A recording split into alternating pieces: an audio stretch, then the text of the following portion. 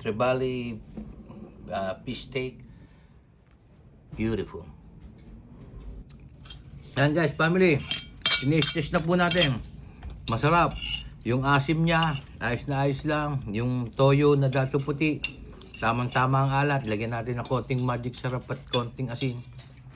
Stage na po tayo. Kanin, may bagong red bao. Yeah. With fish steak. Sarap.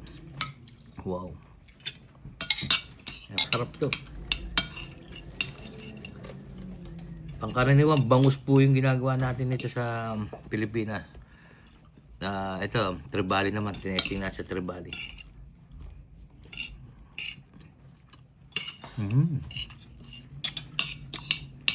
Natin konti ba?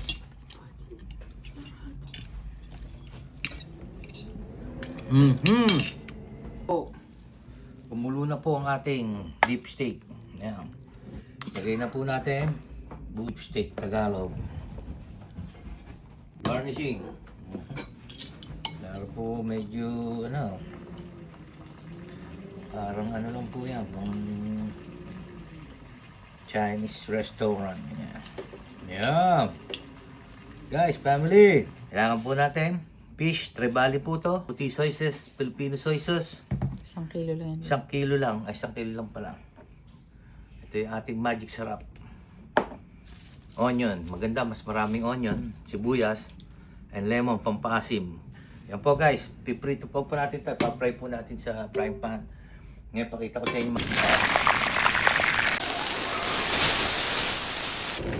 Ito na po yung ating pinritong Trevally. Ihanguin na po natin. At tutuloy natin po sa ating strainer. Yan. Buntot. Ayan po guys, family. Magigisa na po tayo ng sibuyas. Ito po natin ng oil. Konti lang. Yan. Canola oil. Alright. Family guys.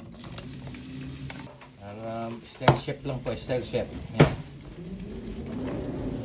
Yun. Yan po guys, family. Medyo gisa-gisa po natin yan. Pag nag-isa na po natin maganda, walang po tayo ng konting pang-garnishing. Para po pang ibabaw mamaya doon sa ating fish. Para nakakaganang kumain. You know, ang mata ang unang kumakain before the tank. The tank. Lagyan po natin ng toyo. Kasi sa inyong panlasa. Ayan po, family guys. Bago pa po yung toyo natin. Ayan po, kabubukas na. Tatansyahin ko lang po ito. Siguro, ang isang santo is mga 1/4 cup. Ayan. Wow! Lagyan bango na, Ito po. Lagyan po natin na lemon. Yan po yung ating pampapaasim. Yan. Fresh lemon. Pero po yan. Wala pong kalamansi dito, mahal. Kaya mas magaling na po yung lemon kaysa kalamansi. Yan. Yan ito, rin siya malaki. Pero po ako, gusto ko po maasim Guys, family. Namaya, lagyan din po natin konting tubig. Yan. Okay.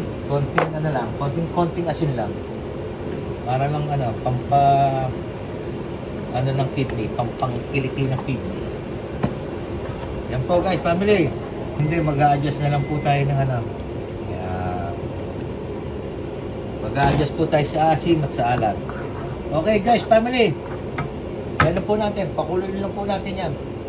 See you later.